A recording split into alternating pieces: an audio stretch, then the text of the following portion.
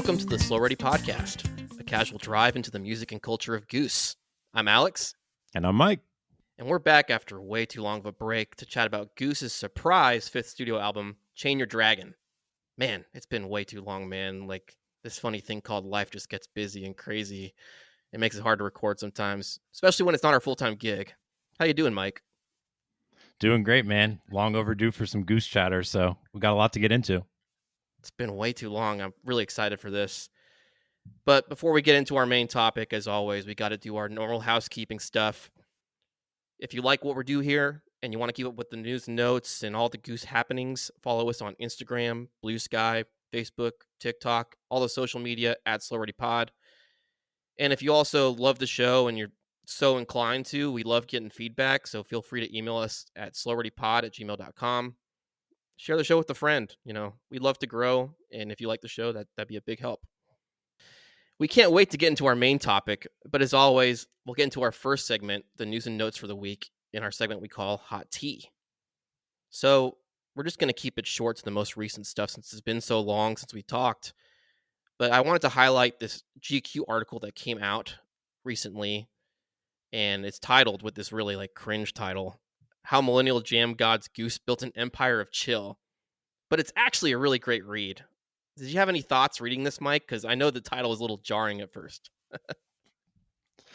Basically the exact same thoughts as you. Horrible title, especially with how Goose seems to suffer unfairly in the jam band world from memeage and ridiculous criticism. So I'm not sure that title really helped much in terms of that regard. But if you do actually take the time, I think it's probably the best Goose article that I've read in the last year. So it was really, really insightful to where they're at currently as a four-piece.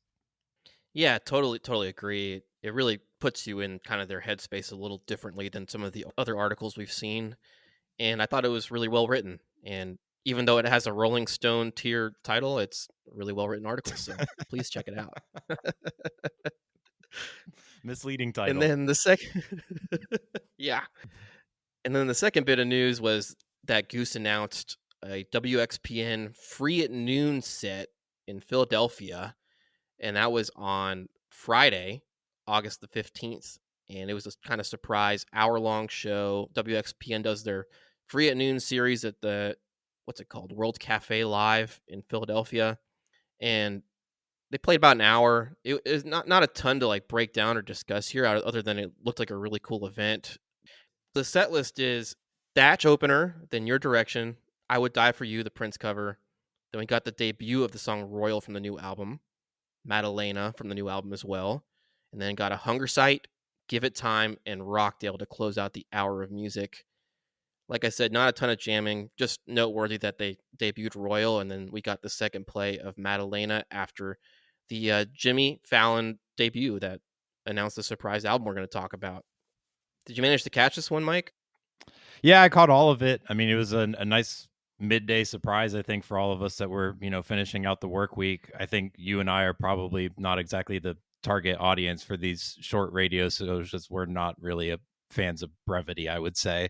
But really cool to see the debut of the two new ones. I'm always here for Thatch being played at all venues, and it's always cool to see Goose in an intimate setting. But yeah, not a ton to break down here. No, just solid kind of radio cuts of songs and not a lot of improv here, which is normally what we dive into. Yep. And speaking of improv, we also had the Park City Summit set over in Utah yesterday at the time of recording, the 16th of August. And this was a pretty good two-set festival show. It opened up set one with Echo of a Rose going into Silver Rising. Then we got Royal again, Madalena again, into Flowdown, and Dustin Hoffman to close out set one. And then set two, we had Hot Tea opener, Gotta Feel It Now, and then Big Modern into Jedstone, and closed the show out with Empress of Organos. So, you have any thoughts on this show, Mike? There are some interesting notes on this, especially compared to what we saw in the summer. Yeah, I mean, I just have some quick hit thoughts. I thought Echo was really cool to hear that go into sort of more abstract, slightly psychedelic space. They took their time with it. And to be completely honest, Echo and All I Need propers have been a little bit hard to come by recently. So that was really nice. I definitely think that the new songs sound really, really good. Dustin Hoffman is becoming pretty reliable in terms of its improv as well. But, per usual, the big highlight for me was the Big Modern. It really took its time, was a really patient jam. Don't really feel like I'm overusing that or overstating that with that one. But by the time you No? get to the end, Rick's really taken us to church, and it was some really, truly soulful soloing from him. And the rest I feel like was pretty par for the course. Everything was really, really solid, definitely above average for a festival set, but they look like they're ready for fall tour. Yeah, it's almost like they didn't miss a step, and they even threw in some new stuff that we were not expecting. So I thought that the interesting new groove, kind of to kick off Echo, this version was just like a nice shot in the arm to get the set started. And like you said, it was really, really a cool jam on this, almost like a anthemic 80s movie dreamscape kind of sound for me. And then it kind of hit that really shreddy peak before going into the cool down Echo outro. And then again, Silver Rising right afterwards. I just had a note that like the intro is kind of like the album cut, which we don't normally get at a show. Royal, Madalena, nice to see those two again. It's really interesting that they're playing these back to back in the opposite order of the album. Like every Yes. time they've done it, the two times so far, it's been the opposite order. So just interesting. And then, Flow Down, really cool intro on this one. There's the Flow Down haters, whatever. I love the rockabilly intro on this. And yeah, Dustin Hoffman, like you said, reliable. Great jam on this one, even if it was compact. Great way to end the set. And then set two, again, another more compact jams here. Hot Tea, really, really strong. I really just wanted to note that during like the little acapella segment where they are like kind of all just singing, there was a Booby Cancun reference in there. So just go check that out if you want to laugh. And then, yeah, you said it all about the Big Modern. And Empress, great closer, did not go into the goons. For anyone who was messaging us in a frantic worry that there was too much goons or whatever over the summer, this one got a little dark. No goons. It'll be okay. It will be. And it did keep the up-tempo vibes of Empress, how it's been recently, like the extremely flirting with the goons, but not quite ever making it over there.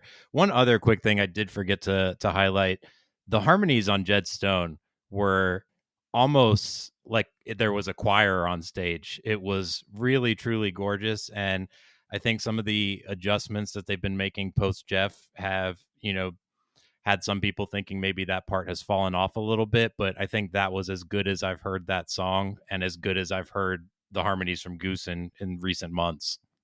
Yeah, it's something they've definitely been tweaking since the move to 4-piece, and I think that they've really kind of hit a really nice balance. And you could kind of even hear the progression through the summer tour to where they are now, and they really had it kind of refined and nailed down by the time they got to MSG, which peak timing, guys.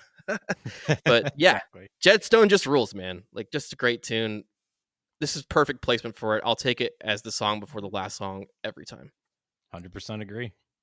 So we didn't talk about the Jimmy Fallon news because we're going to get into that in our main segment, the Flowdown, where we talk about the surprise drop of Chain Yer Dragon. So let's get into it, Mike. Goose was slated to be on Jimmy Fallon on Wednesday, August 13th. And no one knew that we were going to get a surprise drop at midnight of an album of songs that we're mostly familiar with. 9 of the 11 songs plus the little interlude were songs that we're all intimately familiar with going to Goose shows.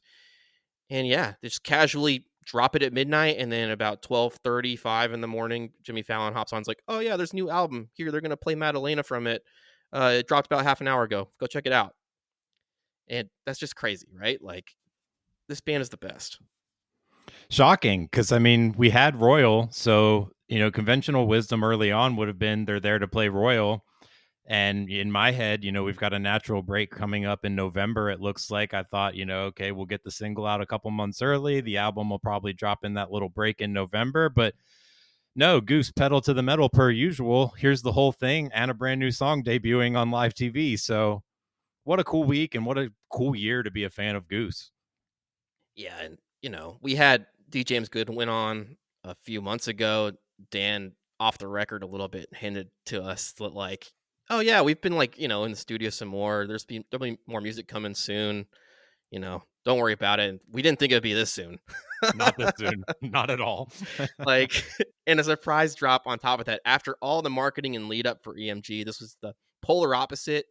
And in a lot of ways, this album is a totally different feel and tone from anything else that he's put out. So this third studio effort by D. James Goodwin was recorded over kind of a similar time frame, but they're kind of super different albums, right? Totally different albums, and to your point, which I think is very well made, totally different approaches to releasing them. And I think that it's really cool that there's some synergy both in the stylistic differences and then how they chose to approach getting the new music out to us, because it kind of matches and meshes with the material we're getting on this. No, that's super well said. And it's really interesting when you go through the track list. Like at midnight, we were frantically looking through the track list, obviously, and seeing that all these familiar tunes, but also noteworthy is these are all Rick and Matt Campbell compositions from like Vasudo times, essentially. And there's no Rick solo, Peter solo tunes. It's all kind of like that Vasudo era. And then coming to find out that this is all part of the same world where Rick has talked about how he loves world building. It's almost like a pseudo concept album in a lot of ways. And all the references and ties between the songs with the new songs, linking them together even more, was just a treat from the start. But kind of to describe all of that, Goose released the liner notes that will be on the vinyl, and they were written by Charlie Wartzel. And I won't read through the whole thing, but it's just really, really cool to read it on their website. We'll link that in the description. But he says things like, think of this like a portal rather than an archive. It's a living connection to various times and places, to a past that you can access and then live in anew. And he says things like, some of the sights and sounds on this record come from long ago. In Chain Yer Dragon, Goose is reaching back to the places and characters, Lazy, the Night Rays band, the sweaty ballroom of the Rockdale, that would ultimately coalesce into a fully textured world of its own. So we had been thinking it for a long time, right? That there's a lot of these links in these songs. And now we have an album that just kind of confirms it and adds even more to that world than we thought. Yeah, highly amazing read. Was not expecting that whole, and I mean it's very lengthy, but if you're a big Goose fan like us, definitely like must read material. It's so well written, so fabulous. But I think it's really cool that a lot of us have picked up on some of this world building early on with a lot of the early songs, but it feels like finally you had like pieces and fragments of this world that Rick and Matt were building, and now it kind of feels like a cohesive vision that you can kind of see from a bird's eye view. And it's kind of cool for me as a fan to connect all the dots and have it all kind of coming into focus, these previous pieces and fragments that I was like, what is going on here? And it's nice to have kind of a clearer picture of what they've been hinting at. Yeah. And admittedly, I'm like a sucker for the whole like concept album world building thing. I growing up as a teenager and stuff, I would listen to a lot of like a band I've referenced on here before, the Deer Hunter. Shout out to the two of you who replied back when I mentioned that a few episodes ago. Or like even like a Coheed and Cambria, things like that, where they do a lot of world building on their albums. And then, I've always just really enjoyed picking apart the lyrics, even though I'm not normally a lyrically driven person. That really gets me more into it in a lot of ways. So really cool of Goose to do this, and a totally different effort from what we're accustomed to. I think there's a lot more thought and foresight that has to go into like ordering and lyrics when you do something like this than you would normally come across on a typical album. Yeah, and we'll get more into this as we go, but also we kind of hinted at it, just an overall like less is more approach. I think it was the right call with this album, but because so many of these songs are so well established in the lore and the canon of Goose, I mean, when I first started getting in this band in 2020, one of the first questions I asked was, how is Empress not recorded in the studio? So knowing how personally attached all of us are to some of these songs, I mean, it's some of the best stuff Goose has ever made and been playing for quite a while.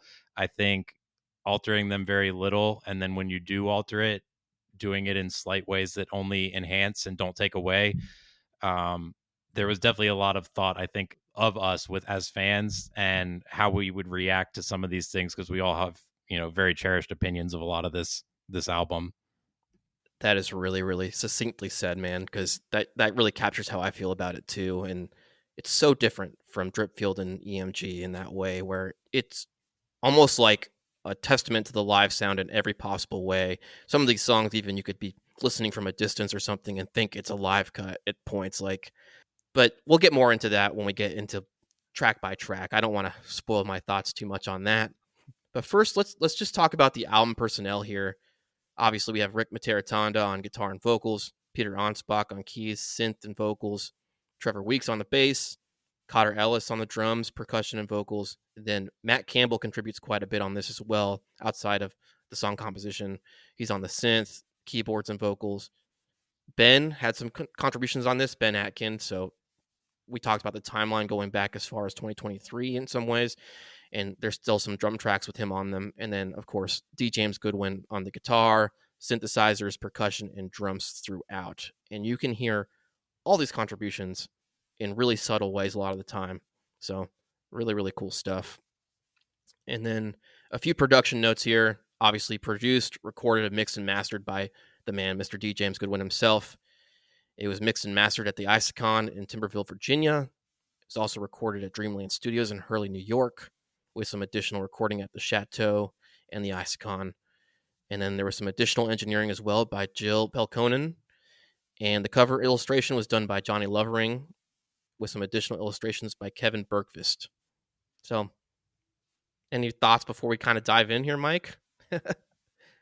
No, nothing crazy. I do think that, I hope as we get into more of an established role with this foursome here, that when we get to the next album and the next album, that maybe they have some opportunities to get some albums out where it's a shorter recording process, instead of even going back to Shenanigans. You've got a lot of albums that took a lot more time, and a lot more changes in personnel. So I am looking forward, especially with how damn awesome and perfect this album is, to maybe seeing them in the studio for just a month or two and just cranking out a bunch of new music all at once. I think that'll be cool if we can get some of those out.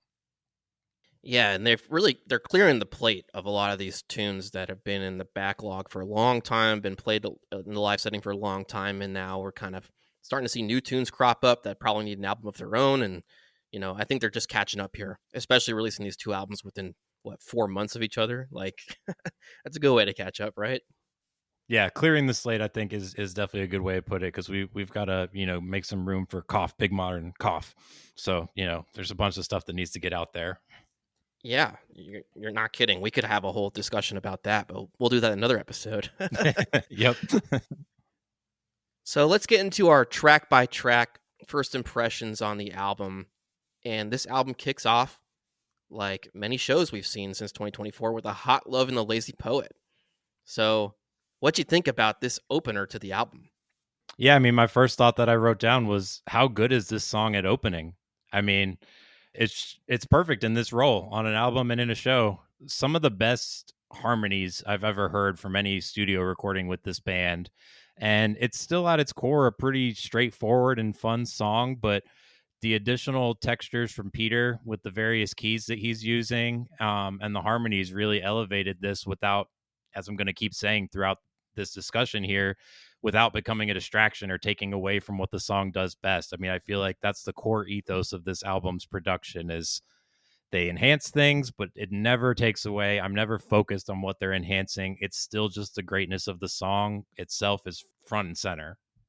You said it well, because that's very similar to my first note, that you're immediately hit in the face with this track, that the theme of this album is going to be, we're not getting any crazy effects or huge tweaks from what we know and love about these songs in the live setting. No crazy vocal effects, just a very clean sound and enhancements. Like you said, like the more you listen to, especially with like a set of headphones on, the more you pick up on and see the subtleties that really make this album shine in the way that you could only get that perfect sheen in the studio in a lot of ways.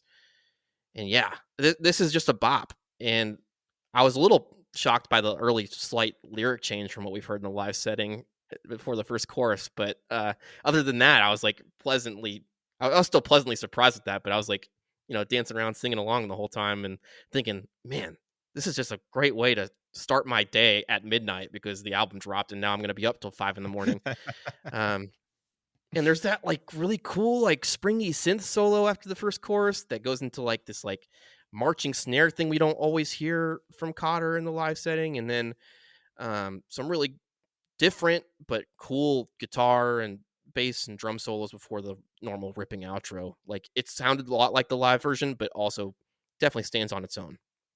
Yeah, totally. A lot of these songs for me work exactly, and I was very high on this off of the EMG album, but did our reviews of that. I kind of felt the same way about a lot of these songs as I did about Atlas Dogs, where it was like very minor but impactful changes that made it sound like Atlas Dogs to me, but just completely cleaned up and using all the benefits of being in the studio. And this album kind of does that perfectly with every track. No, that's perfectly said. I agree. And at the time when listening through EMG, not to get into it too deep, like that was almost like jarring on an album like that because everything was so like unique and different and in totally different ways. Both these albums are absolutely fantastic for me as a guy who's like noted studio album hater of the past. I'm the changed man. Uh, but yeah, it's definitely like it was like jarring on that album, and this album's like almost entirely in that vein, like you said. It almost makes me think that like Atlas Dogs was maybe supposed to be on this album or something. Who knows?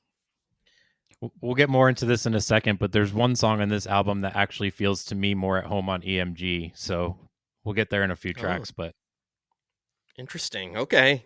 Yeah, we have not talked about this at all. So no, not at all. We've had like what, 3 days? yeah. So that's it for me on Hot Love. Any other thoughts before we get into Madalena? No, I'm excited to get into Madalena though. Yeah. Madalena, the big surprise on Jimmy Fallon, and a quick, huge tone shift early on the album with that like really emotional piano ballad sound early where it's just Rick's vocals and Peter playing these gorgeous keys before the full band kind of works their way in about a minute 30-ish in. And then it's just like, here's the best of Vasudo's sound all the way through the finish line. Really catchy hooks. One of those things like I had mentioned on Hot Love where when you listen to it with headphones, you pick up on these like really great subtle guitar and organ layerings going on in the background along with that gorgeous piano. And it's one of those songs you hear it once and you're like, man, I cannot wait to see this live. Yeah, definitely. This song really excites me. It's obviously one of the only two brand new songs on the album, but one thing that stands out is I dig how this album is so cohesive lyrically in terms of the world building and the themes, but this continues a story told through so many older songs, and yet this is totally new and fits in perfectly, which is a hell of an accomplishment. Also, to your point, stylistically, in a few ways, it's different. I can't think of too many other examples in their rapidly expanding catalog that are rooted so firmly on top of such like a classically played piano progression outside of maybe Jed Stone, which does it, but does it differently. It also sounds like they're kind of using like some minor seventh chords in the progression, which makes me like think of like old 60s and 70s stuff from, everything from the Beatles to Elton John. So really gorgeous playing from Peter. And this song is a terrific showcase for Rick's voice. The layering of the organ really adds something to when the full band comes in, really giving you that soulful going to church feel. And it really gains a lot of weight with that and the perfectly feathered group of harmonies. I can't wait to see this song live. I was not anticipating being so high on it, but it's definitely one of my highlights from the album. And I'm not usually one for slower ballads, but this one really gets me. Oh man, that's actually really interesting to hear from you of all people because you are like the noted slow song hater. Yeah, it's Not gorgeous. hater. You're just like I want to dance. I want to bop, Yeah, pretty so much. that's actually Yeah. really cool to hear. Yeah. And I'm noted studio hater, so we're both gushing about things we don't normally gush about. So, Goose is bringing us out of our comfort zone. although I did gush about EMG. Yeah. You did. You did. This has been a good year for album Alex. Yeah. I'm a new guy. Album Alex. Be my new Changed username on man. Blue Sky. So you mentioned this was a new track, Madalena, and we got another new track that we had as a single released just about a week-ish earlier in Royal. So I want to hear your thoughts on Royal because you kind of hinted at it earlier, and I'm curious what you think. Yeah, so this is the one that stylistically to me could have fit within EMG. The intro actually sounds not too far at all removed from Dustin Hoffman. I'm getting those vibes of the Scooters like you did when you first heard Dustin Hoffman, especially when that chunky riff comes in. So that's like burned into my brain now. But then it does change when you get to the verses. It's got this like sauntering, funky, bluesy feel with almost like a folksy style of singing from Rick. Kind of gives me some light Dead vibes. But then the chorus is similar to the Turbulence chorus for me, or at least in the same realm, which works for the album lyrically perfectly. Also giving me some classical style of artists like the band. But I love the harmonized guitar solo in the outro. I think this is going to be fun in live shows. And when we get into our hasty rankings later, I'll go a little bit more in depth on this. But I feel like there's a little bit of a mishmash symptom going on here between the intro, the verses, and the chorus. I think that for me, generally with music, anyways, I usually need a little bit of a time to adapt to it and kind of get into that world with new songs. And I think that it's especially, I need even more time when the songs are, kind of have some interesting dichotomies between the vibes. And I feel like this is one of those songs. So I'm not really sure that where I'm at with this song is where I'm going to end up with this song, because I feel like this one I need the most time to digest because there are just a lot of different vibes being put in a blender here. But very interesting, and I'm always here for interesting. You said a lot of different vibes in a blender, and I had a note about that as well, where it's like it's a balance between like bob your head, easy grooving, that kind of old school rock feel, like you said, like the band and things like that, and then like the more recent modern poppy hooks and even like vocal inflections you'll see in some more mainstream music, and it's one of those mishmashes that almost feels like the inevitable earworm you weren't expecting to have. So I think it was an interesting and solid choice as a first single. And yeah, that guitar hook early kind of like immediately draws you in, like, oh, this is different and interesting, kind of like Hoffman to your point earlier. And then weirdly enough, the chorus to me, and people are going to take this as a knock. This is not meant as a knock, but like the chorus, the way it's like being sung and inflected, it sounds almost like old school Zach Brown band or like Jimmy Buffett-ish in a lot of ways, but more modernized. So I went with Zach Brown.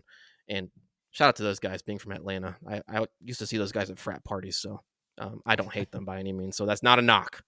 And then yeah, you said it, the way it links up with the Night Rays and Madalena, and it's a totally different sound from those songs, but also feels like it's at home with them. It's just a really cool thing, and gets people like me who aren't the most lyrically inclined to pay attention to kind of your point earlier. Definitely. And I think that this one, because it's got a lot of different vibes, it's kind of like similar to Iguana Song, where we keep waiting on that one to take off because it's got a lot of different options as far as off ramps they can take. So I am very curious to see what Royal ends up doing in a live setting, because I feel like it has a lot of potential as a jam vehicle, because they could go like 3 or 4 different ways with it right off the bat. Yeah, so far it's been kind of compact, true to the studio length, but it's one of those that could soar and take off, but you never know. Like we say that about songs like Lead Up and stuff too, and haven't seen it happen. So we'll see where they decide to take it. For sure. But speaking of a song that takes off, I'll let you gush on it first, but Turbulence in the Night Rays, man. Whew. I did not expect this one to be a song that stood out to me. Kind of spoiler alert for later. But let's get into your thoughts on Turbulence, man. Well, spoiler alert, it stood out for me too, and we'll talk about that later. But I love the cool new creepy piano intro leading into the actual intro that we're all familiar with. I'm not going to put where I rank this quite yet. We'll save the shock and awe for later, but I think this song is chronically slept on anyways in terms of where it ranks in the catalog for Goose. And I just think that, like every other song on this album, they served it perfectly. It feels like Turbulence, but in the clean setting of the studio, it sounds like it's more fleshed out in really small ways. You can more easily pick out the layers, and this song does have a lot of layers, especially when you get to headphones with this one. I feel like it really truly shines. The harmonies are absolutely perfect, especially the filtered ones that come in on the second verse. The Rick solo is always outstanding on this live, and no change to that here. maybe this could be a topic for another episode, but I have always thought that the outro to this song is one of the greatest parts of the Goose catalog that's not a jam or an actual song. And I love that they let it breathe on the album version. It's always takes me to an emotional place, even though there's no singing happening. That outro is just really special. Spoiler alert, that's a topic we've been talking about doing for like ever. We're definitely doing that topic, folks. So Mike's just previewing it up for whenever that comes out. Who knows when. But yeah, you mentioned the vocal harmonies. Rick's voice by itself, but also the harmonies with Peter are so good. Like, of all the things that stand out on the standout track, that one really, really like hits the ear in such a great, pleasant way. But yeah, the journey and kind of crescendo to the finish line on this one is just so endearing. It's one of those smile the whole way through the track songs. And you mentioned those kind of like dreamy, creepy keys with some jolts of tom thrown in to start. Like, what a cool intro and unexpected compared to that normal circling guitar riff we get that eventually comes in. And yeah, it's one of those where it's no frills in the best kind of way, but when you listen with the headphones, like you said, you get all these little subtleties that you pick up on. I mean, even in the way that like you expect the sound of Rick's guitar to be like in a live show, it sounds just like 2024, 2025 Rick tone on everything. But then all these little flares pop up that you hear, like the trippy keys coming back, or like a humming synth thrown in, or like the little Rick fills subtly in the background that we've come to love in the live setting, that just not as prominent as we're used to. So really, really great stuff during the main portion of the song. And then the little outro jam, like, holy shit. This was like even more emotional and more of like a great time than I'm accustomed to seeing in the live setting in a lot of ways. I think they put a lot of heart into this one, and just one of those solos I'm going to revisit a lot. Yeah, I almost like look at this album as like they went in to the attic with all these old songs and they just like took like a feather duster and some Windex to them. They didn't break anything apart. They didn't put anything in new frames or anything, but they were really thinking about us with a lot of tender love and care put into the execution of all these old tracks that we all have had in our lives for such a long time at this point. And I feel like this is the shining gem of them all in that regard. Yeah, no, I agree. And I also kind of low key hope it's like a big FU with like the middle finger on the album to like all the people who are like, why are there horns on the albums? Why is there this and that? Like, it's like, see, we can do it like this. Now let us do what we want. Yeah, exactly. Shut up, studio hater Alex. Oh man, that voice was perfect for the fan base. Sorry, not sorry. We love you all, except for the people who are mean to us. Yeah, exactly. Yeah, that's an awesome time in Turbulence. And one of those songs, like you said, that doesn't get enough love in the live setting, in my opinion. But I think people are going to have to reconsider after the studio cut if they really like this album. 100%. Yeah, definitely. So next up on the album was Echo of a Rose. And I'll say my thoughts on it real quick. You had talked about Atlas Dogs from EMG. This was kind of like my Atlas Dogs from that album, where there's not really an indication of when these tracks were recorded or anything like that, but this just felt like a really clean version of the song. To my ear, and again, I have no clue. Like, I'm guessing it's one of the earlier recordings from this album, but who knows? It almost sounds a little more drum tracky than kind of like the natural drum sound we heard on a lot of like Cotter sounding tracks to my ear. But again, I'm clueless. Who knows? And yeah, it really just sounds like a great testament to the live cut, and that's not a bad thing. But there wasn't like a ton that was sticking out to me on my initial listens, other than like the little country slide guitar in the background and the punchy synth and organ that goes along with like the acoustic guitar you hear in this song. But just a great version of it. Solid studio cut. Yeah, my notes aren't much more than brief either. I thought it was an A+ capture of the feel and vibe of the song. It's always been one of the strongest and most fun songs in the catalog for such a long time. It's, one of their oldest songs. I do love the keys change from Peter. It sounds like maybe there's some Wurlitzer on here, which like makes it a little more bouncy. Yeah. Not totally sure yet how I feel about ending with the goes instead of the chorus. Oh yeah. That aside, it takes nothing away from a terrific capture of one of the catchiest Goose songs out there. So I had this, spoiler kind of middle. I'm not sure exactly. We'll know here in a second when I can see my list again. But I thought it was decent. We'll get into those rankings later. I'm not looking forward to that. This was very hard, but So yeah, hard. good call out on the outro with the flip of the chorus and the goes. I thought that was really interesting, and I prefer the other way just because I'm so used to it. But it wasn't a bad thing. It was just like, oh, that's different, you know. They made sure we were paying attention at little points throughout this album. Yeah, absolutely. The next up, a song that you always love on every time it pops up on a set list, and I do. I mean, I love this song too, but Mr. Action was the next track, and I really, really vibed with this. You know, it started with that vintage tape deck sound to kind of kick it off, and then the rest of the way, it's kind of leaning into a more of a retro sound, in my opinion. Obviously, this song always seems to get really great ripping guitar solos that are, you know, kind of in the same vein, but just always a great time.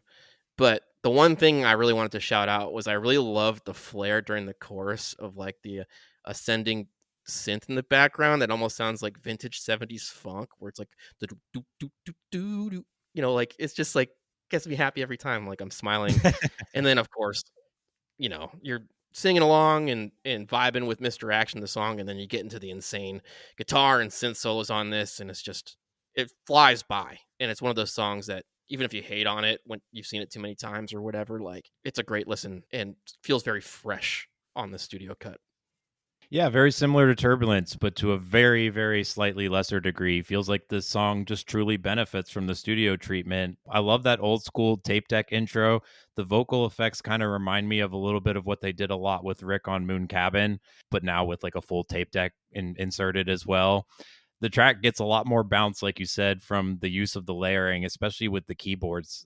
As you go through this album multiple times, you can really hear it sounds like on nearly every track Peter's like playing 4 or 5 different versions of keys. You know, you like a lot of them it's like synth, piano, Wurlitzer, organ. Like it's just, and the balancing act that D James does on this one and pretty much the whole album, the layering is where you're really getting all the bang for your buck. But just like every other song here that's a rather known quantity and has been around a while, this one just feels like Mr. Action, just a bit more developed. And the solo on this song is always a riot and still is here. It's just shortened slightly for time, but this is one of the higher ranked songs for me too. Loved it. Yeah, absolutely fantastic. And, you know, it's one of those where you look at this track list on initial glance and you're like, man, these are some like heavy bangers from that have been road tested for years now. And then you listen to Mr. Action, like, man, this is standing out among the pack of like really great songs as a studio cut. And it's really exciting to feel that way. It added an element of surprise to an already surprised album in a lot of ways. Yeah, it's so impressive. Well, speaking of new tracks, we had ... So 40-ish seconds long. I don't have the song lengths up in front of me right now, but I think it's 47. Yeah. Is this the best Goose song to ever be released? It's not a song, okay? I'll get ahead of that right now. We'll see about that. I don't want to be on the wrong side of history like Dawn, but you know, I guess we'll see about that. No, it is a track, but it's not going to be a noted song on set list, I don't think. But it's just the intro to Doctor Darkness. Like, let's be real. Thank God, our poor set list template. We can't handle it. I know the set list template's already like broken as it is. People love it, and I'm like, we kind of need to change it to actually fit songs on there sometimes. But you know, people would be more upset if I changed it, I think. But yeah, intro to Dr. Darkness is what I see it as. I don't know if you have any different feelings, but let's get into Dr. Darkness if you're okay with that. Yeah, I mean, either way, I think it's cool interludes are back on albums for Goose. I'll just say that. Yeah, man. Absolutely. Interlude ... Did I exactly. throw 5 in there? I don't know what I lost count. You got it. So, Dr. Darkness, man. You want to go first on this one? I got lots of thoughts. Yeah, I know Dr. Darkness is your baby, so let me get my short thoughts out of here real quickly. For me, I thought this was maybe the closest thing on the album to a copy of the experience you would get in a live setting for my years. captures it absolutely perfectly. This is not a detraction. It feels exactly like Dr. Darkness should. The single biggest change for me that stood out was in that last verse where they go really sparse on sound, but you have the addition of Peter's creepy carnival tones. I think it might be a mellotron or something like that. Just in the background, it really brings the theme of the darkness in this song into further focus and worked really well for me. But the rest of it just sounds like great, awesome Dr. Darkness as I know and love it. Well, and you're one of the few, it seems, who at least give feedback or contribute to this podcast who love it. Because normally when it comes up on a set list, people are like, "Ugh, Doctor Darkness," and I know this song gets a lot of hate, but I've always really loved this tune. Like I said at the top of the show, like coming from that background of like liking progressive rock music and the world building and things like that. Shout out to my Deer Hunter fans, the two of you. Like I said, this is like the most Deer Hunter sounding song of all time. I'm gonna have to put that as like a cover that Goose should play on our next episode. But yeah, it's gonna appeal more to like the progressive rock fans and people who like the world building and lyrics and things like that.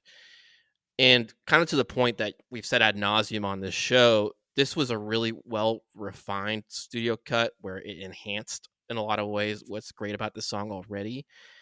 And you're really picking up on something new every time with a new listen. Like that fantastic old school organ sound, kind of adding subtle, sinister nature to the background of the song. You got the slide guitar again by D. James Goodwin.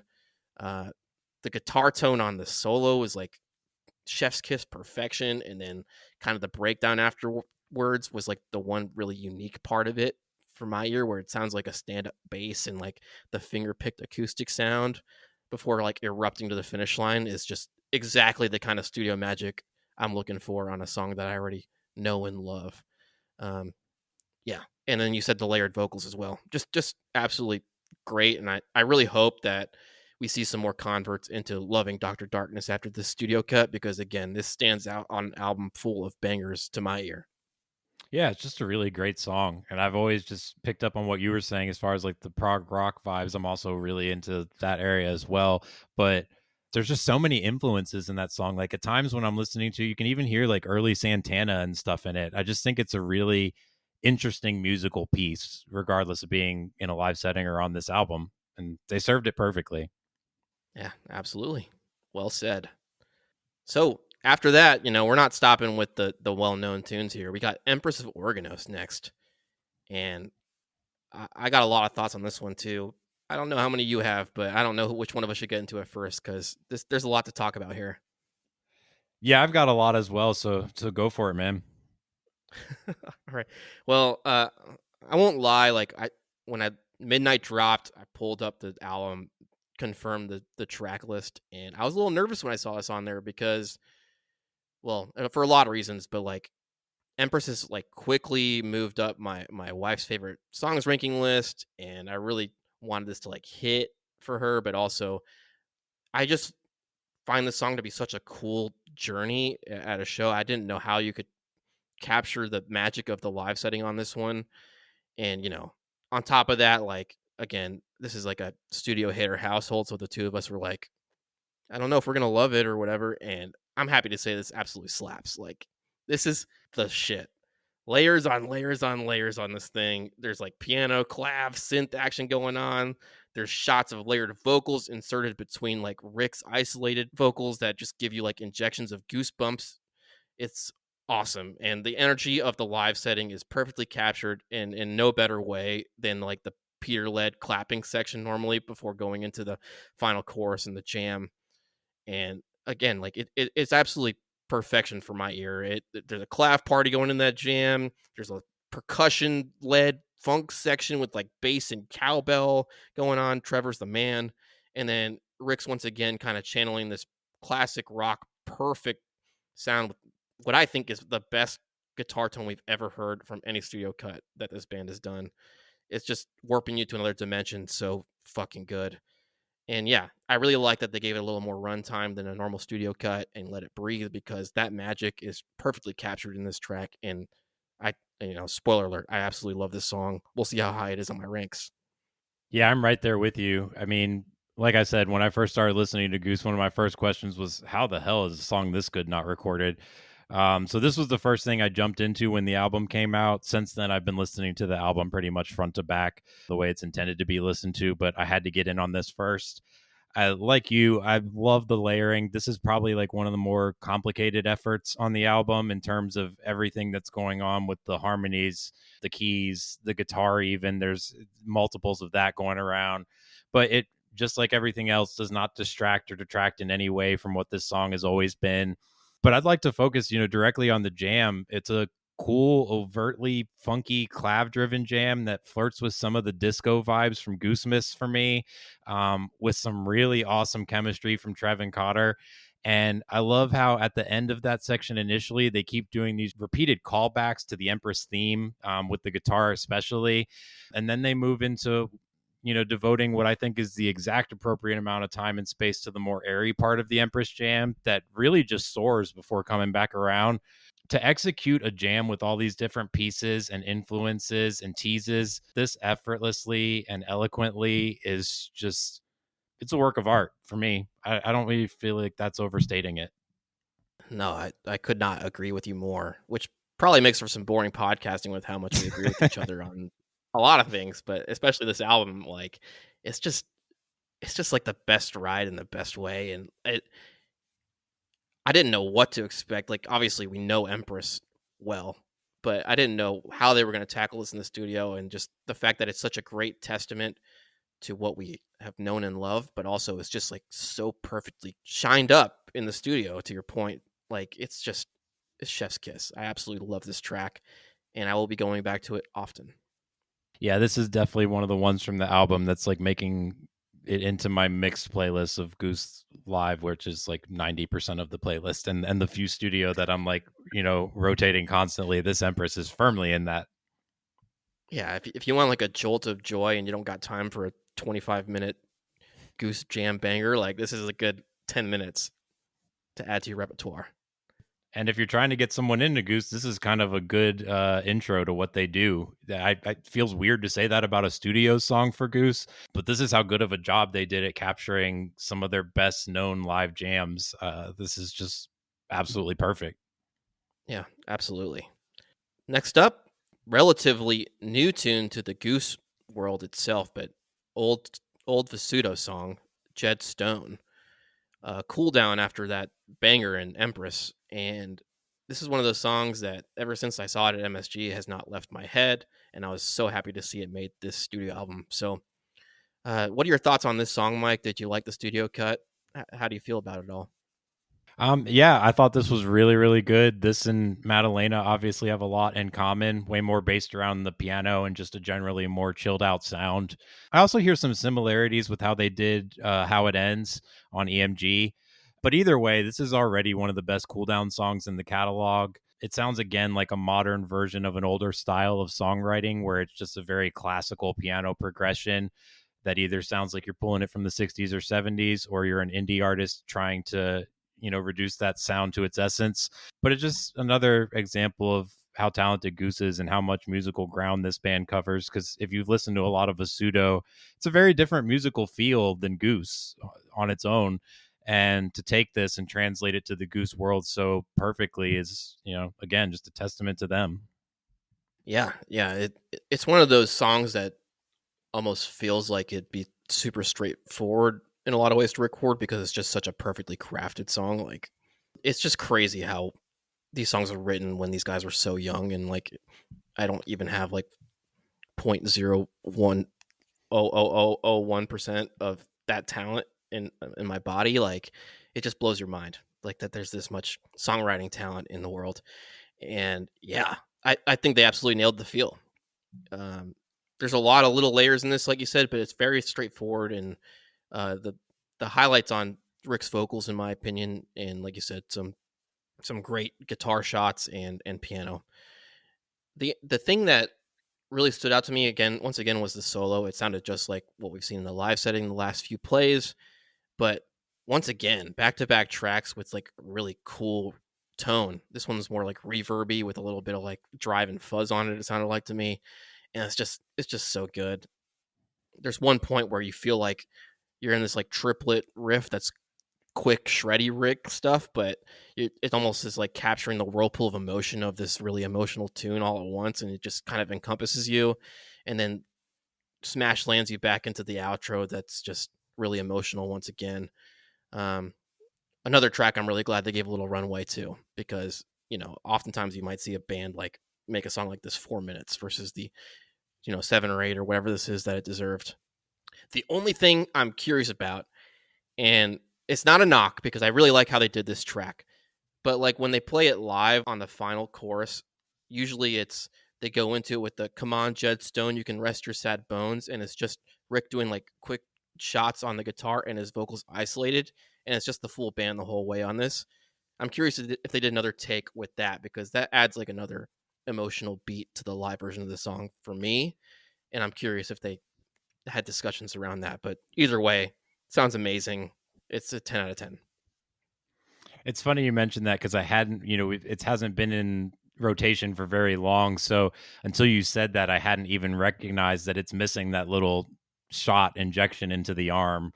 But that's a good point. I do wonder how they'll deal with that going forward, because it is so new to the catalog. It's not like a lot of the rest of this album where some of them have been played for a decade.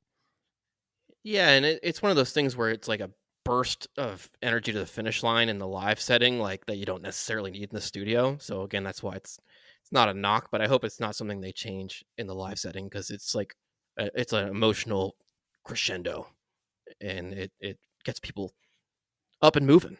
Yeah, I think we're all on board with you there. Yeah. So anything else on Jed Stone before we go to the Rockdale? No, I'm all set.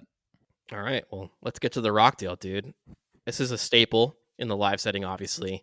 So what'd you think about how they captured it in the studio? Short and sweet. It dawns on me more and more as I go through this album more times, but so much of why this album is their best and why it will work for the majority of the fan base, I feel like, is just how this song and all the other fully established songs from the catalog are just so well captured and stay so true to how we know them. This is like so many of the others that we've already talked about. If you listen to it, it's going to sound familiar. And I think that that's why the reaction has been so overwhelmingly positive. There's no major changes here. There's lots of little subtle additions, a little organ run here, a little synth nugget there. Everything adds and nothing subtracts. Like, I'm a broken record, but it's phenomenal. Yeah, that was my top note on this thing. Funny enough, was like, we're probably gonna say it ad nauseum, but perfectly captures the live sound and that saloon style here. Although I will push back on you a little bit, because that outro is super different from the live version, where it's like it breaks down into nothing but keys and Rick's vocals, and it almost sounds like a person playing to like an open empty stadium or a concert hall kind of feel. Like really, like you're the only person in the room, and it's something that I'm interested to see if they execute that in the live setting at all, because it feels like something that'd be very hard to pull off with the same kind of sheen and magic as you could have in the studio, especially with all the chompers. Well, and to your point, I kind of naturally factor that in because Rockdale is one of the ones where, at least in a live setting, outside of a couple examples, at least for the most part, that it's going to move into a 10-minute jam that ventures off way far from the song proper generally, and then comes back for that smashing chorus at the end. So because I knew they weren't going to do something like that on the album version, it wasn't necessarily as eyebrow raising to me that they did something different. And my hope would actually be that they maybe don't even try to bring the different ending into the live setting, because I kind of like with Rockdale that we have that standard kind of breakup between the jam and the chorus. No, yeah, I agree. It's one of those things where I think if they did it, it would be like in the way that they treated Born a lot of times this year, where they made like a shorter cut of it as like a transition song or something. But it's not something I'd want to see on the regular by any means. Just a really interesting, different take on how to close out the song, to my ear, and I'm just curious how they feel about it. Yeah, I could accept that vision. If they're going to do short versions of it, then it would be interesting to see them try that. So I could get behind that for sure. But like, let me reiterate, Rockdale is like one of the GOAT jam vehicles this band has. I don't want to see that go away ever. Okay, we're good again. Yeah, you're about to fight me through the computer here. I love Rockdale. Let's chill on Rockdale, okay? You know, speaking of live bangers, man, closing out the album with Factory Fiction, like a song that we have known for a long time has been tinkered with in the studio, just from like little nuggets we've gotten over the years. And, you know, when finally seeing it on an album as the closer to this unexpected album, like got me so hyped. And then obviously I hadn't looked at like the track lengths or anything. I just started pulling the songs up and listening. And then when this track opened up and I saw it was almost 17 minutes of music, I was like, holy crap, is this the longest studio cut? It's gotta be, right? Like, Yeah, it um, is. insane. And you know, for the 100th time on this podcast, I think they absolutely crushed the energy of the song. But I want to hear your thoughts first, Mike. Yeah, I mean, it's hard to even have notes. I have next to no notes on this because they captured the live experience perfectly. I mean, letting it run long was the correct and only choice in my mind. Um, the jam here just absolutely rules it. You could compare it to Dragonfly adjacent. You could say it's similar to some of the sparse atmospheric spaces that Bourne goes to. Whatever you want to compare it to, I just really loved initial sparse ethereal space and slow burn style to this jam that just takes its ever sweet time building. They are in absolutely no rush whatsoever to get to that inevitable peak. Perfect closer for any show, perfect closer to this album. I mean, just A+ for the album, A+ for this version of Factory. I mean, they just knocked it out of the park. You say perfect closer, I say perfect opener, because who knew that the MSG version of Factory True. Fiction was like a precursor to the studio cut? Like they're hitting this such similar structure and the same general themes on the jam from that show and this studio cut. Like that should have been an indicator that something was going on. Seeing Factory Fiction played way more than we normally are used to seeing it this summer. Yeah, you talked about the patience on this jam. It really trippy, kind of introspective, swirling jam on this early. That's some of the best kind of psychedelic Goose you'll ever hear. And to my ear, especially with the headphones on, Trevor really stood out to me with some of his like really cool inspired licks and runs that jump out. And yeah, you said it, patient, slow build, unlike anything we've seen on a Goose Studio album. And I think it's a huge message and an absolute standout on a standout album. So I really enjoyed this, and you know, I'd be interested to see if they go back to doing studio cuts this long ever again. I mean, I guess technically Autumn Crossing is longer if you put the whole thing together, but those two kind of stand out on their own, that EP and this, as being like truly allowing the full fleshed out journey that we are accustomed to in the live setting to happen in the studio magic. Well, I think they also, like we've said before, though, I think they know we would have been all over them if they had shortchanged Empress or Factory. Like it or not, there would have been a lot of criticism if they had shortchanged those two. I wouldn't have Yeah. been happy to be offering out criticism of my favorite band, but it would have happened regardless. But I also think it sets a precedent because now, whenever they do go to record Big Modern, like they better let that one breathe because we've already seen how great it can be when they let things take their time that they deserve. So I'm going to Oh, demand it from gosh. Big Modern. Get a 36-minute Big Modern in the studio. Just like the debut. My stepdaughter will never get in the car with me again if I have a 36-minute version of Big Modern Studio to cover on this podcast. That's disc 1, Big Modern. Well, yeah, that would be awesome, but we'll see if it could ever be as awesome as this Factory Fiction on this album, because Yeah. man, like all these tracks are so standout, and this one is long and patient and still stands out among the pack. Like it made this next part we're going to get to, these hasty rankings from our initial listens, some of the hardest choices I've ever had to make. Honestly, like it felt like I was like doing evil things ranking some of these songs, and I want to make it very clear for both of us, and I'm sure you'll caveat it too, that we love all the songs on this album. Truly, like we're not just like gushing for no reason. Like they're all fantastic, and it was really hard to pick like what's in last and what's in first, and these could probably flip flop tomorrow. Well, I will also caveat because we've got to caveat the shit out of this because this album is like A++ gold. But when we've done all the rest of the album breakdowns, there's always been at least a couple songs for each of us where we have genuine like nitpicking to do. We may still overall love the song, but there's been things that jumped out at us that we would, have done differently or didn't suit our ears. This album is not that. My least favorite song I absolutely adore, and I don't really have any notes on any of these songs that are negative. So that's what made ranking these songs really impossible for both of us. And I can genuinely say, as a host of a Goose podcast, this is the hardest task that has ever been put before me. So I hope that makes it abundantly clear how difficult this was. It's the hardest one we've done so far for sure, and it'll be interesting to see where our ranks lie because we haven't talked about this yet, and I know I'm going to get a lot of hate from some of mine, I think, but it was tough choices. But let's start off with the easy one. Number 12, I'm going to put ... Like that's the last ranked track. How about you? I didn't even rank that track, so I've just got 11 on my list here. Oh, well, see, I didn't rank it. I didn't rank your last track as my last track. I ranked ... There you go. Show. So let's get into number 11 here. What did you pick? So again, I just want to make it abundantly clear. This is not a slight on this song, but I like the song a lot. 11 is Royal. And I mentioned this in my track by track breakdown, but ultimately it's been, just a few days with this song. I need more time with it. I think Royal's pretty complex as far as the different vibes of the different sections of the song. And so I feel like my brain just needs a little bit more adjustment time with it. It may move way up the rankings, by the time I'm done digesting this album fully. But for right now, I've got it at the bottom, but still a great song.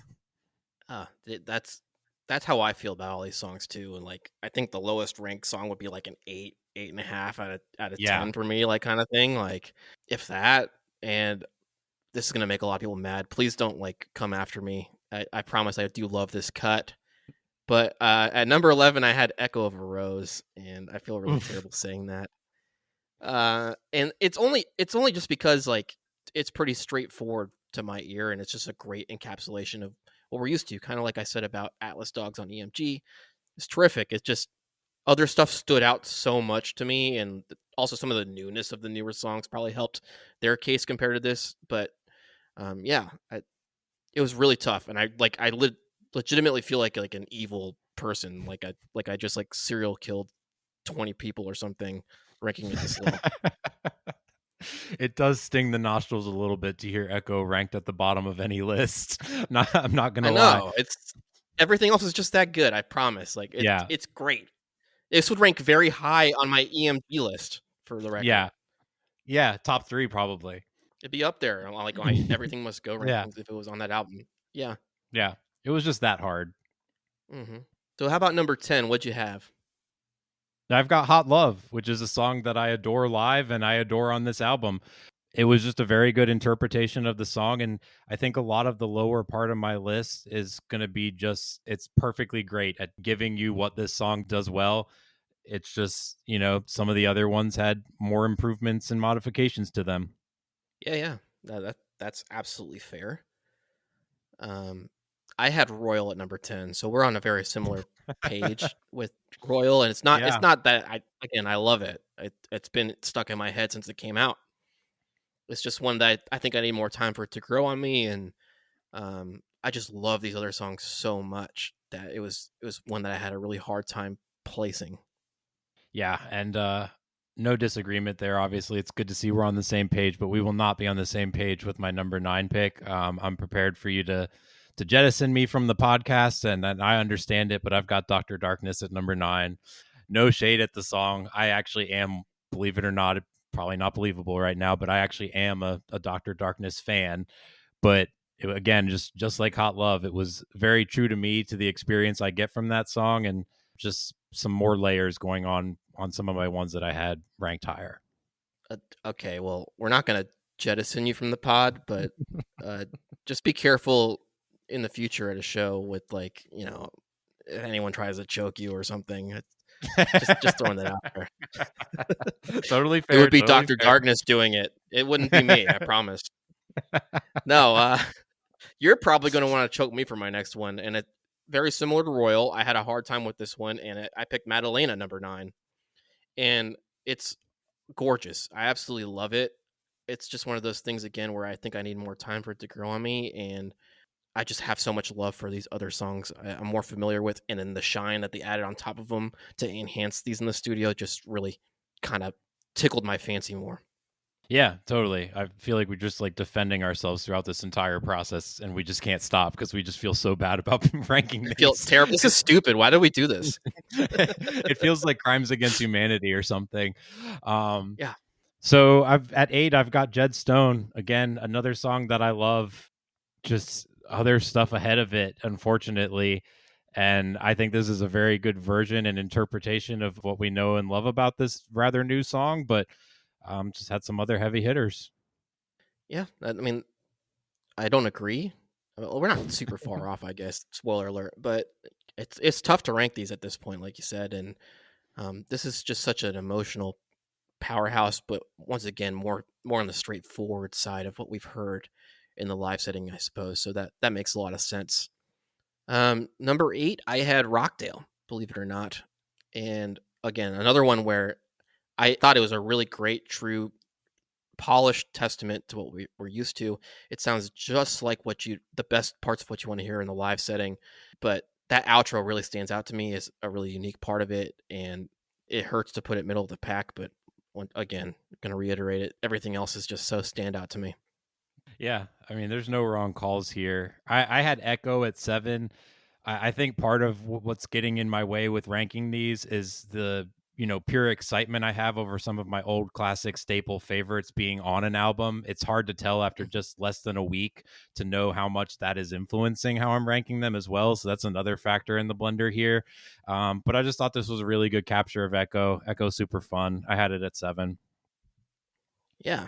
I mean, that I could have Echo. I have it at 11 now. I could have it at 3 tomorrow. Like, just depending on if I hear something that inspires me. Like it's Yeah. a really really well done track. And yeah, that's totally fair. And kind of similar to you, you had Hot Love ranked a lot lower than me. I had it here at 7, and I think this honestly is my favorite of like the quote unquote singles from this album that I think could be successful. I think it's really well put together, compact, highlights the best parts of the band in a lot of ways in a short amount of time, and really, really a great testament to what we've heard live for years now.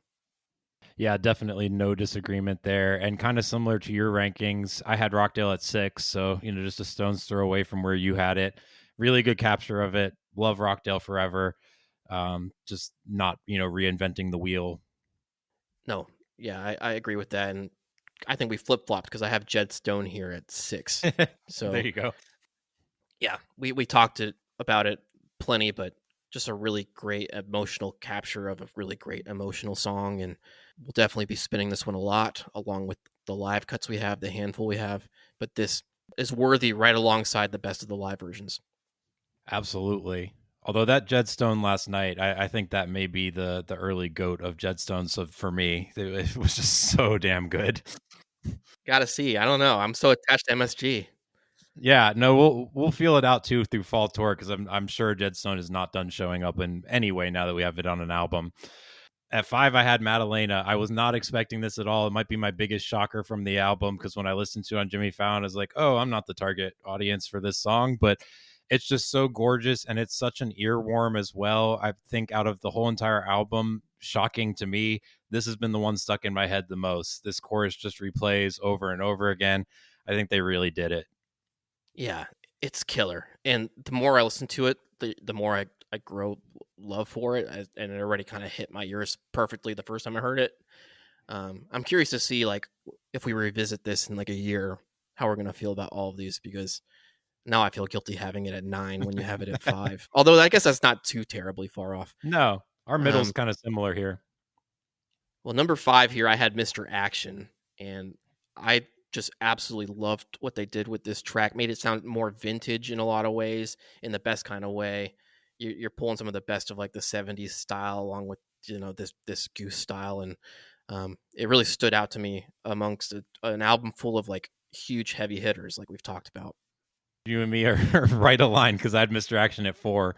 I thought very, very highly of Mr. Action. I thought that this was so well served by the album, and it's always a sleeper at shows, but man, did they really impress me with the album version too. Yeah, it's killer. And I picked the counterpart here at number 4, Dr. Darkness. I really this was the one I struggled with the most, flip-flopping these two. They're kind of both 4A, 4B for me. But I just really liked some of the notes that were added into Dr. Darkness. I thought it was some of like the best layering and subtleties that I heard on the album in the spins I've had the last 3-ish days. And yeah, just a great tune. I hope it converts some people because this song does get way too much hate. Definitely agree on that 100%. And it's just like when you're picking apart these little subtle differences on these tracks, I mean, it's truly splitting hairs. At 3, I had Factory, which, don't kill me. Factory is obviously one of my favorite songs in the catalog. Obviously, we just gushed about how well served it is here on the album. Factory solidly at 3 for me. Interesting. Okay, that's good to know because at 3 I had Turbulence and the Night Rays, and this is one where I really wanted to put it at number 1 so bad. That's how much I loved listening to it.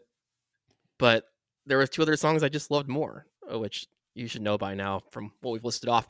But yeah, it just really somehow injects even more of that energy from the live setting into the studio cut to where almost the studio cut might be like the standout single version you want to share with someone who you want to get into that song, which is unique to Goose, right? Like you wouldn't expect to say that about many studio cuts.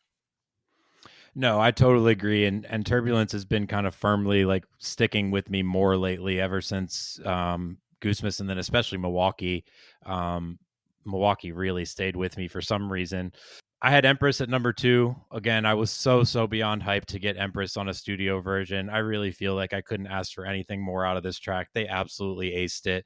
And nobody's more shocked than me about what I have at number 1. So, well, you had Turbulence at number 1, right? So yeah. Just might as well just knock it out. We already know what it is.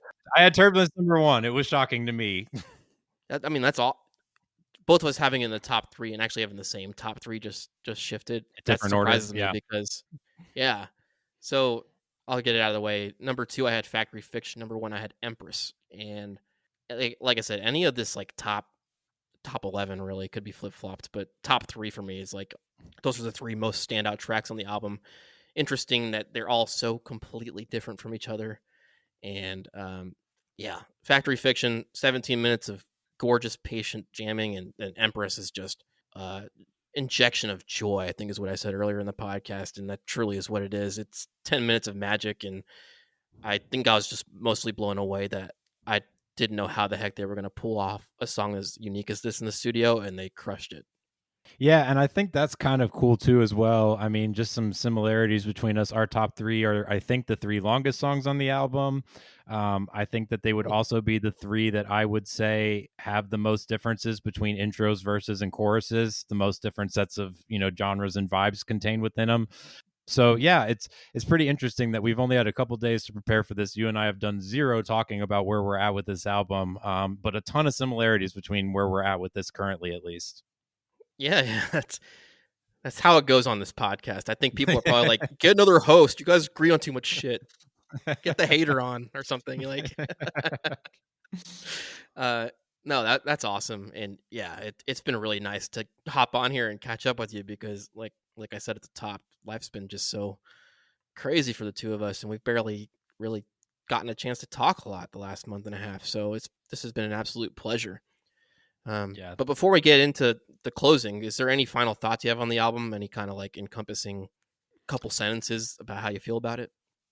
Well, just 2 things. You had talked about potentially, just any highlights or things that jumped out at us on our initial listens. I think, and I probably hinted at this, but just to kind of put a bow on it, what stands out to me by far the most is how, in direct contrast to EMG, this album was very much a less is more approach and more classical in a lot of respects.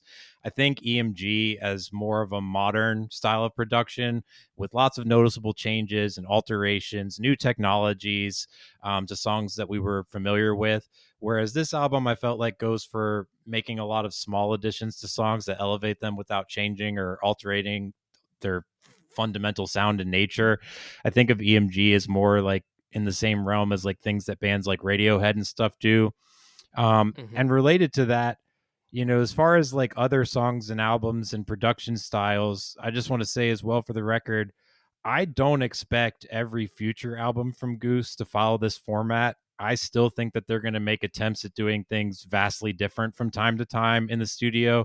I think they're kind of wired that way. They even kind of hinted it with the notes on the album, where chasing that dragon always around the corner, so to speak, is kind of just like part of their ethos. I think that they are going to keep trying to challenge themselves in approaching album production in new and different ways. So I wouldn't necessarily, as a fan, think, okay, this is the perfect way to do it, they're going to keep doing it this way for us. I think Goose is just too wired to be challenged to expect that. So there may be some albums down the road where you find yourself asking, why didn't they just do it like Chain Yer Dragon? But I think for Rick and the boys, they're going to keep experimenting in the studio. But as far as for those of us that are, you know, kind of just more firmly rooted in the jam band ethos, this is the album for us. So enjoy the hell out of it, folks, because this is, I think, what we all have been kind of looking for.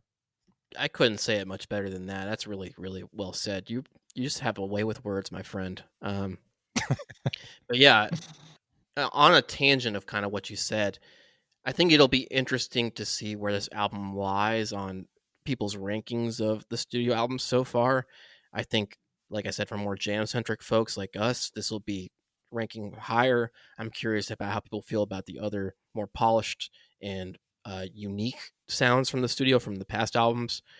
But I think in terms of like, if you have a friend who wants to understand like why you're going to a million Goose shows and are listening to a podcast by a couple of geeks that break down albums like this, I think this is the album you put up front and center now, because it just captures the live sound so well while not like overwhelming people with like 25-minute versions of songs and you know, the unique flair and sometimes like unconventional things that you might hear in a live album, you know. Absolutely well said, my friend. So yeah, the next challenge will be coming up with our normal live cuts of our favorite live cuts of each of these tracks. We still are long overdue on doing that for Everything Must Go. But yeah, two absolutely killer studio albums that could not be more different from each other to my ear, and I love them both. And I honestly couldn't pick like which one I like better, because I like them both for such different reasons, you know? Well, and I mean, I kind of hinted at it. You and I are both like huge Radiohead fans and just fans of progressive music in general. So there's definitely an itch that gets scratched when you listen to EMG, because D. James and the boys are just making themselves uncomfortable, which, as fans also of traditional album releases, you know, from bands that operate more in the studio than they do in the live world, you know, there's a lot to appreciate there too. It's just, there's something so natural about welcoming this new album into your life, because it's giving you exactly what you're getting in the live format. And so it feels like home in a lot of ways. Yeah, and I think maybe this might be like another part of it, but maybe there was more intent in that way to handle these tracks like this, because they're so well known, even more than a lot of the EMG tracks that were known, but it wasn't for like the length of time as some of these tracks that are some of the oldest songs in the catalog. That just kind of piqued my interest as you were talking there. Sorry. No, that's totally well said. That's 100% on the money. And rest in peace, old EMG. But, you know, outside of that, like the rest of that point is very well said. Hey, I mean, it's only been like a month of hearing the old or the studio-ish sound of it live. Who knows? Like I said, the Goons just appeared on Empress. Yeah, but I'm still struggling with EMG, if anyone was wondering. So not the album, the song. Yeah, no, that's fair. Like I've come a long way with studio cuts, and like this album didn't like really move the meter, because EMG really was kind of what swung me in a lot of ways, and this is just fantastic and what I've always wanted out of studio cuts. But there's certain hurdles you can't overcome, like studio arrow never will be my thing. I'm sorry. That is well documented, my friend, and you're not alone on that. But I love you, Dan. I think you're the best. Come on the show anytime, but we can duke it out about studio arrow whenever you want, buddy. I got his back on that one. It's okay. Yeah, no, it's great, and it has grown on me, but it's just never going to be one I'm going to listen to over a live version. Unlike this album and even EMG, where I go back more than I thought I would. Yeah, this album is just kind of like, as a big fan of Goose, this album just feels like a hug. Like, I mean, it's so easy to welcome it into your life. And that's not something that we always find ourselves saying with Studio Takes being such live nerds. Um, so I just can't thank Goose enough for giving us just such a perfect album. I mean, this is 5 stars, A++. I mean, all the superlatives.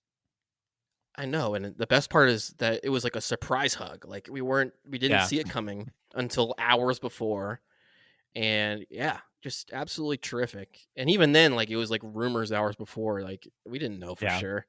Um, so just amazing. You could not have two more different albums. You could not have two more different marketing strategies to them, but both are just magical in their own ways. And it's been a great 2025. Yeah, and I can't wait to see how all of this collection of material is going to be handled coming up here. We've got, the Gorge in a couple weeks, and then Wheels Burning for Fall Tour and Goose Miss. So it's going to be a really interesting fall and winter too. It's not ever that Goose has released 2 albums in the same year. So it's going to be fun to see all this new material all at once on the road together.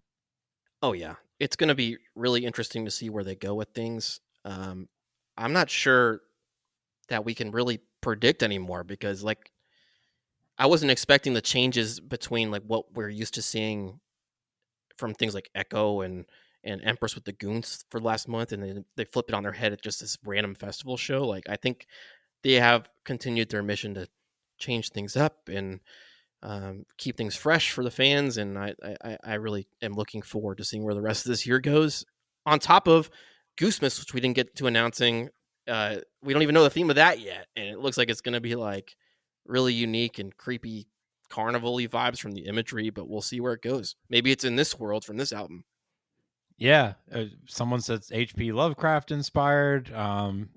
You have a great theory surrounding that I think could work as well. So that's going to be really interesting. But yeah, to your point, I mean, you said it earlier, Silver Rising last night sounding a lot more like the album than it ever has. So I'm sure lots more tweaks to come, and it's just going to be fun to be along with y'all for the ride. And speaking of the ride, real quick, I just want to shout out. It just hit me looking at getting ready to upload this episode and things.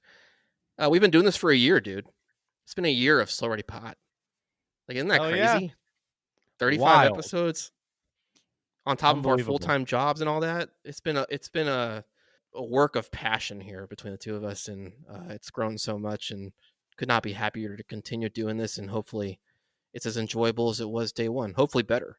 It's definitely been a huge labor of love, a lot of investment on both of our parts in time and money and effort, and a lot of learning to do. We knew absolutely nothing starting this out.